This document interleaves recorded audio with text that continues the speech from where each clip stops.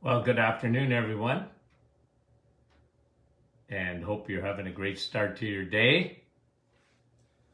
And I'll just wait for a moment or two to say hi to everyone. Yvonne, you're first up this afternoon. You can hear me and see me, and okay. Barbara, how you doing? Nativity and Rosalinda, Nick from our staff, and Jennifer, and Carrie from Nebraska, Yvonne, and Janice, hello. Serpa, how are you, Serpa? Nick says I'm good. Okay, Deborah. Joss, Sturgeon Falls. Dubraka, Mississauga. Jordan, how are you, Jordan? West Tennessee, Gary. And from Chester, Nova Scotia, Jeanette from our staff. Dee and Vera from Newfoundland. And Frida. And Judy, Massey Drive, Newfoundland. John, Denise, Renal, Madeleine, and Gary. Good to have you on. Janice. Okay, a couple of more and we'll get going. Patricia and Sue and Doreen. Okay, guys, we love you. We appreciate you guys coming on. Terry from British Columbia, Bonnie and Louise, nice having you on. Pauline from Alberta, and Mary, Julie, Coppercliff, that sounds close to home. Maria, and May, St. Catharines, Colette. Okay, guys, good to have you on. Melissa. Okay, now what I'm going to do today, these are health articles. I think there's one study in there. These are more health articles that I sort of flagged in the last few days. Want to talk about a little bit here. Okay, let me just get to this. Okay, so I'm reading some health articles. I think you will find it interesting. Why not start with a follow-up to don't have dessert for breakfast, okay? So that podcast, Don't Have Dessert for Breakfast, is a big problem in our society today. We are used to having dessert. And one of the worst culprits is the cereal companies. They have completely convinced people that their cereal is good for you, but you're really starting the day with dessert. Imagine giving your kid dessert. Now listen to this. This is, well, it's actually a headline. I don't know if you read it. This is a follow-up, but on the podcast. But here's the headline, something that I flagged on the weekend. Kellogg's agrees to pay a $30 million fine in a lawsuit in San Francisco, California. And the $30 million lawsuit, they're going to pay $30 million. I think it should be $30 billion, in my opinion, but they're going to pay on false claims, misleading consumers. I'm only reading the article. Raisin Bran, okay, here's where they got caught. Raisin Bran, we talked about that the other day, 16 grams of added sugars in Raisin Bran. False claim, misleading consumers, Raisin Bran, Frosted Mini Wheats, Smart Start, and Crave cereals must stop using the phrases like wholesome, healthy, nutritious, and remove the phrase lightly sweetened or no high fructose corn syrup. So Kellogg's has agreed to pay a $30 million fine in a lawsuit in San Francisco for doing what I told you they do. They dupe the population. I'll tell you, one of the most popular parts of the grocery store is the cereal section. And Dr. Martin, moi, I get a headache when I go through there because I get uptight when I see all these cereals and people loading up their carts with cereals, especially guys, where I really get uptight about it is when you feed this to kids. I was in practice long enough to know that we have it's a crisis amongst children, fatty liver disease amongst children, diabetes amongst children, and ADD and ADHD cognitive disorders amongst children. And at the root of it is dessert for breakfast. Imagine starting your day with that nonsense. And finally somebody caught them, and there's a little bit of pushback. And I like that. I mean, they're being held accountable to some extent. So the follow-up on don't eat dessert for breakfast. Guys, is breakfast the number one meal of the day? Well, that's debatable. That's debatable. I know there's nutritional gurus that say you absolutely should start your day eating breakfast. Don't do intermittent fasting and whatever. It's your most important meal. I don't know. I was never big on it being your most important meal. I believe in every meal is important. It depends on what you're eating. But I've been bothered by the fact that people have been duped by the food industry. Don't eat bacon and eggs. I used to tell parents to come in with their kids, do you like bacon? You like bacon? You like eggs? Yeah. You like sausages? Yeah. Well, eat that. Eat that. You want to have a good start? You want your brain to have a good start of the day? Then eat that. Oh yeah? Yeah. You like that? Yeah, I love that. Okay, well then eat that. No cereal. What? No cereal. Even oatmeal. No. No Cheerios. No Frosted Flakes. No Corn Flakes. No Rice Krispies. No Frosted Mini Wheats. No shredded wheat.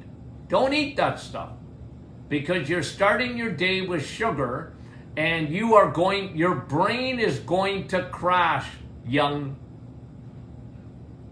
child.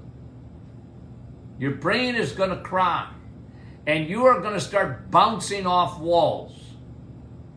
You're the canary in the coal mine. So this is just a follow-up. I'm glad I saw this because I'm glad that there's been some pushback. There's pushback. Because for years they've gotten away with saying this is a healthy choice. They put a heart on the box so that if you eat this stuff, you're going to have a heart attack. Don't eat this stuff. Okay. So now they can't use phrases like wholesome, healthy, and nutritious. Well, I give the judge credit. Okay? Now, here's another, this is more of a survey, but they're saying that men, okay, so this is news headline number 2. Testosterone is going down dramatically in men these days. Low T. Low testosterone. Across the board in North America, men are lower in testosterone than they ever have since they've been recording average testosterone levels in men. Now, they didn't have to do a survey if they would have asked me, if they would have listened to some of my podcasts. I talk about that men have more estrogen than their wives at 50 years old. They have more womanly hormone than their wives have at 50 years old. That's not good. Men are not men anymore, especially when they hit around the age 50. Now, I'm going to tell you something else. When I talked to you in the previous little segment about cereal, we're going to have a pile of boys with diabetes that are not going to be men at all, because sugar, honey, destroys testosterone. Okay? Destroys testosterone. I'm going to tell you another reason that men are so low in testosterone. You know why? Because men that take statin drugs. Do you know where testosterone gets made, man, sir? Now, ladies, the reason I'm not making you aware so much, testosterone for you, it's not obviously not the most important.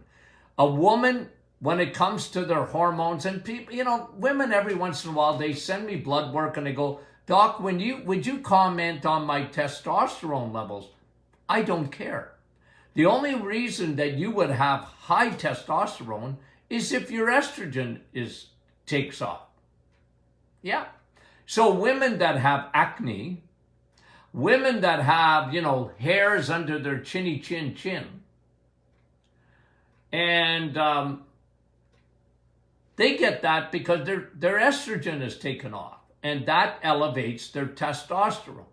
Now, men will have low levels of testosterone when they have high levels of estrogen. So estrogen, high in women, will elevate their testosterone. Estrogen, high in a man, will lower their testosterone. Okay?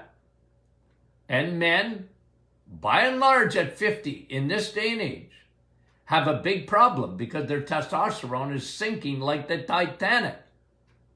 And no testosterone, no strength, no stamina, very little sex drive. It's not normal. Now, another reason, again, let me go back to the statin drugs. Men who take statin drugs, okay, they lower their cholesterol. Yeah, isn't that what statin drugs are supposed to do, Doc?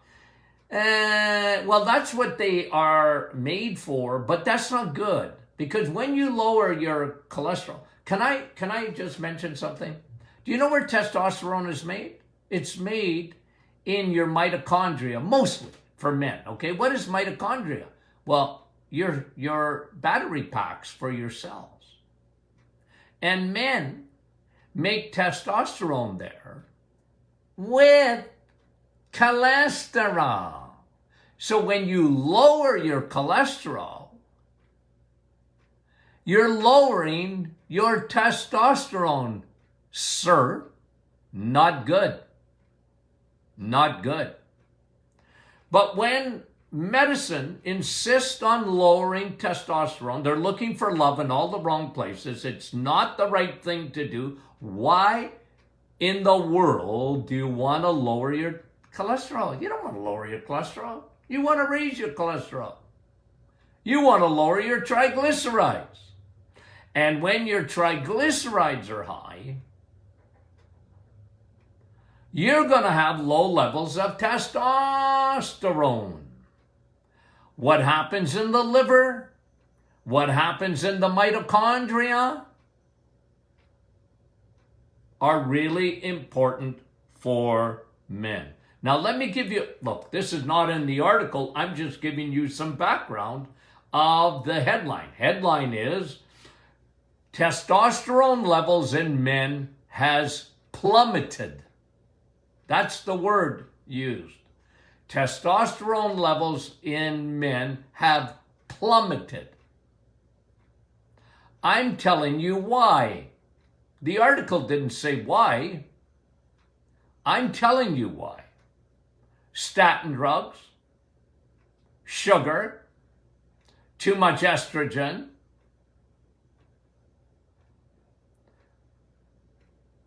men need muscle. Ladies do too. Men need more of it. There's a reason you want to stay strong, sir. You want muscle, because the more muscle you have, the more you're going to put out that ATP coming out of the mitochondria. It's one of the reasons that we talk about vitamin E so much. Vitamin exercise, and the best exercise is weights, resistant exercises. Sir, elevate your testosterone. Hey, you know what? People think of testosterone, again, it's sex or whatever. Nah, it's stamina. Your heart, sir, needs testosterone. A woman's heart doesn't need testosterone. A man's heart needs testosterone to work, to be strong. Your brain, sir, needs testosterone to work properly. It is an important hormone. Okay?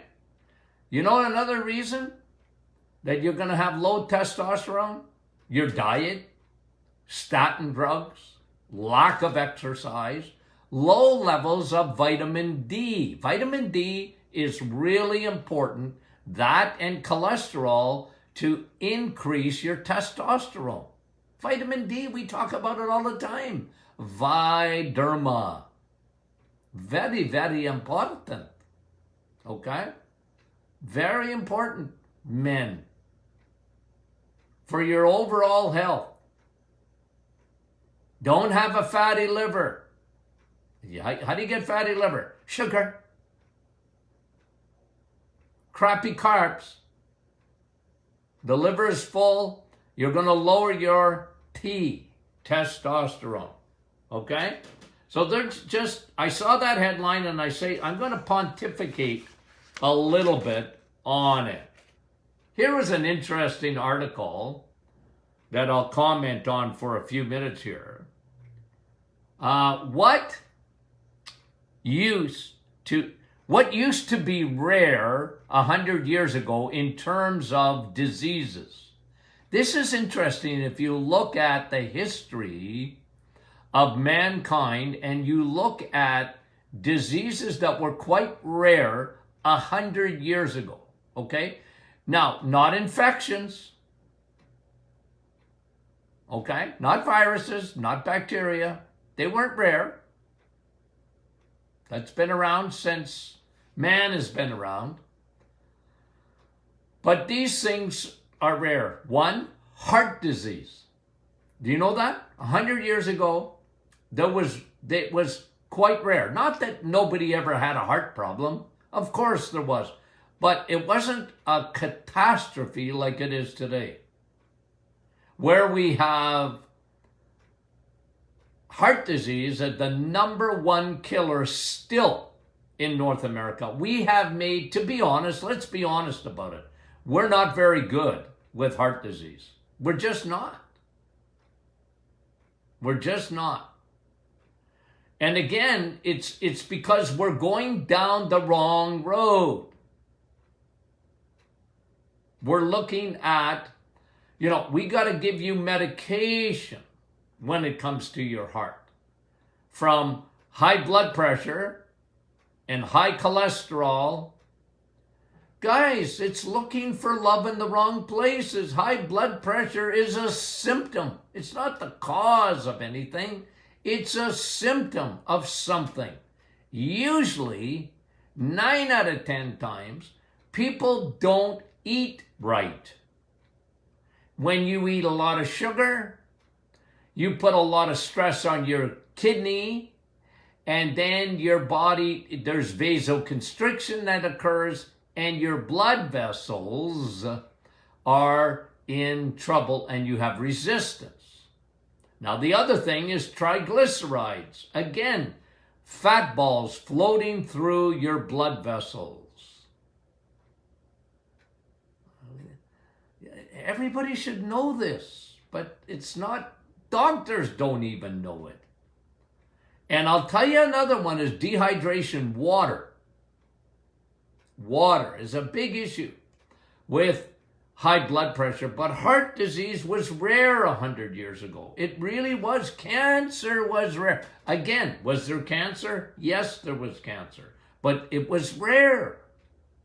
Now, look, you know me and food, and I understand we got environmental factors, like we have. Since World War II, there's been 100,000 new chemicals, most of them in our homes. You can't get away from it. You got plastic on Mount Everest to the placenta. From the top of the world to the smallest little baby, you got plastic. You ain't getting away from it. When they were showing, I was reading an article the other day, all these masks. A lot of them made out of plastic, and just billions and billions of masks that are discarded. But anyway, all I'm saying is the world has changed, and we got bad, like heart disease. Here's another one that was part of this article that kind of interests me. It said, macular degeneration. Well, you know what? Whenever it comes to your eyeballs, think circulation. That's why diabetics have so much trouble with their eyes. From cataracts to glaucoma to macular degeneration to blindness. Guys, circulation. I used to love looking in behind the eye, you know. I get in there and look into a person's eye and get right in there and look. And all I could see, I mean, it's not all you can see, but one of the things you will see is a lot of blood supply. You see these little capillaries. And the 401, the 407, the 417, and the 407, and I mean, you see all the, and you know what? The first thing that gets hit when your blood sugar goes up are blood vessels. I'm telling you, folks, if you want to save your eyes, you need good circulation in your eyes.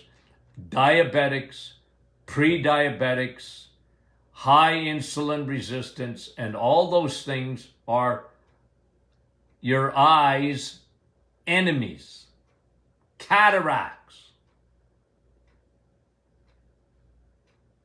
I'm telling you, these are circulatory problems starting off. Even glaucoma, it's a circulation problem. I know there's pressure there, but the blood vessels can't bring in enough blood supply. Okay? Now let me give you one more, and we'll close with this today. This is a new an article that I read.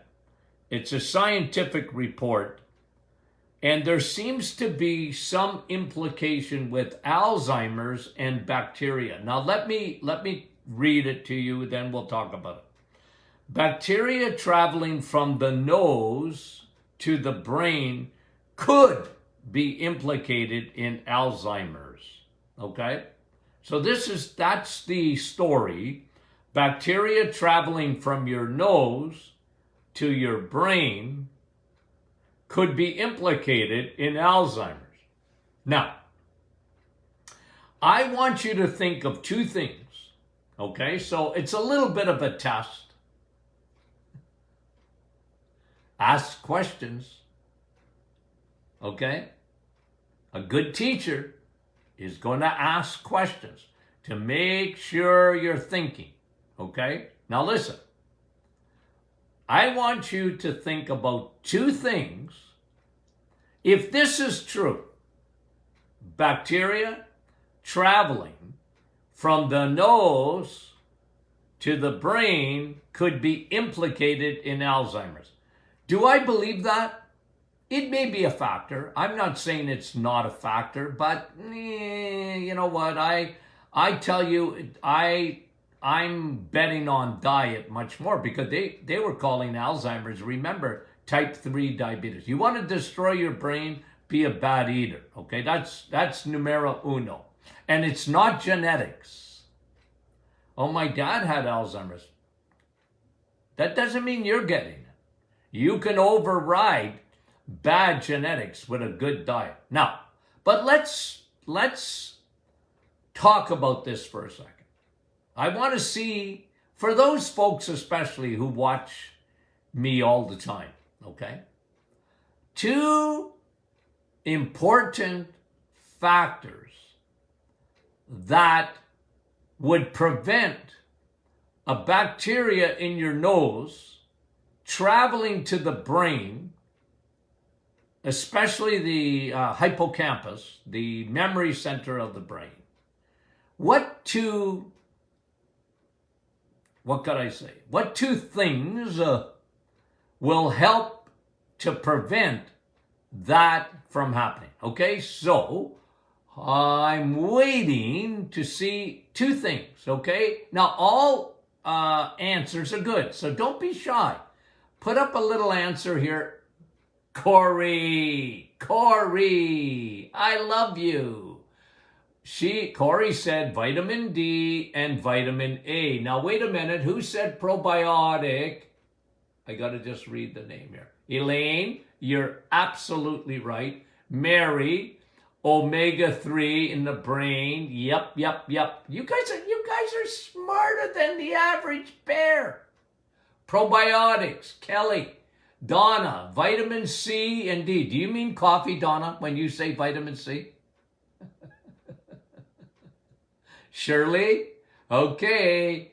Janice, DHA. Yep. Okay, yes. I should have said three things. Nativity, probiotics, absolutely.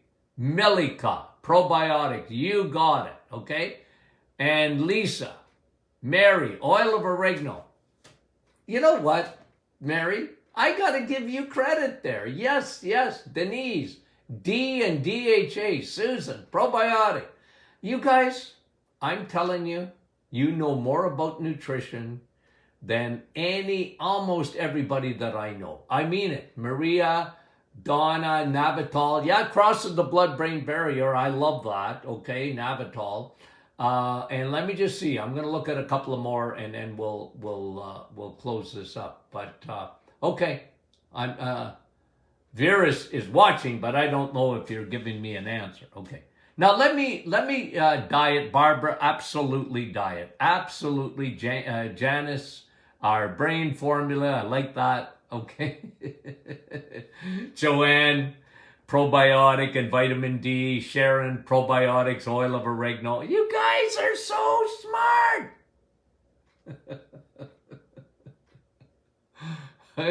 Okay. And okay. Now, guys. Okay. Let me just give you vitamin A for sure. Why? Because vitamin A, remember, is the invisible mask. Every day you want your invisible mask. You don't have to wear a mask, but wear an invisible one. Okay? I told somebody the other day, They want to wear them. I said, well, go ahead. If you want to wear a mask that makes you feel better, go ahead. I said, I've got mine on. And they're looking at me like, you do? I said, yeah, well, I wear it every day. I wear it and it goes over my eyes too. And she said, I can't see it. I said, it's invisible. And she thought I was pulling her leg. And I said, no, I'm not pulling your leg. I wear a mask every day. It's called vitamin A. It's the best invisible mask. So anybody that said vitamin A, you're right. Oil of oregano. There's nothing more or better as an antibiotic, natural antibiotic, than oil of oregano. That's why I like the sinus cleanse. I like oil of oregano spray. I like the throat spray. I like, put it in your sinuses. I call it spray and pray. Because once you spray it in your sinuses, you're going to have to pray, okay? I mean, most people. It's pretty miserable. Oil of oregano is the right answer. Vitamin D. Vitamin D. It protects. It gets your natural killer cells that will get after your natural killer cells, your T cells, your Navy SEALs. They need vitamin D. If anybody said that, you guys said it, you're right. The other one was probiotics. Why? Why probiotics? Why? Leaky gut, leaky brain. You know what we found out about the blood-brain barrier? Guys, when I was in school in the 70s, okay? The blood-brain barrier, we didn't know anything about it. We knew that certain medications went across the blood-brain barrier, but they didn't know how it worked. They didn't know nothing. But we know today that the same barrier, the microbiome, the blood-brain barrier is a bacterial barrier. Friendly bacteria, not letting any bad bacteria that would come from your nose to travel up through the trigeminal nerve or whatever to get into your brain. It won't let it happen when you have probiotics. Yes, yes, yes. You guys are so smart. Probiotics, vitamin A, vitamin D. How do you get vitamin A, by the way? Vitamin S, steak. Steak gives you zinc too, doesn't it? Yeah. So you guys, I'm telling you, beautiful. You got it. Don't let anything get across that blood-brain barrier, guys. Okay? You don't want any of that bacteria, but if you corrected leaky gut, you corrected leaky brain. Yeah. So guys, good for you. I'm telling you, we got the smartest audience in the podcast world is the one I'm talking to right at this moment. You guys are the smartest. I'm not kidding you. I mean it. And who else tests you like I do? Close your books. I'm giving you a test. You guys take it and you answer and you're smart. I love it. But really, when you think of what I'm trying to do here, what am I trying to do? What is my goal? It's to educate you. Right? These are educational podcasts. That's what I'm up to. Okay? That's my goal. My son said it to me years ago.